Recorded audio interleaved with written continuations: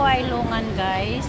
Kung yung mga tao pong nilalamig dyan o kaya may mga malaria, ito po ang kainin ninyong prutas guys, dahil ito po ay nakakapagbigay ng init ng ating katawan. Ayan po.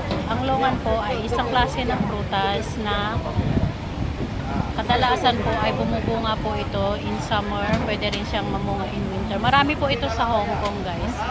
Pero ito pong longan na ito ay madami po siyang may bibigay ding benefits guys. Pwede po natin gawing juice, fruit juice.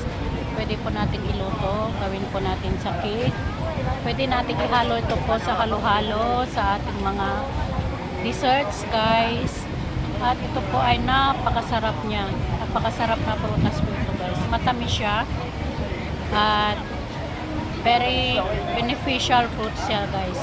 Pwede po natin gawing soup din ito guys. Dito na po magtatapos ang vlog ko. Thank you for watching mga guys. Love you all.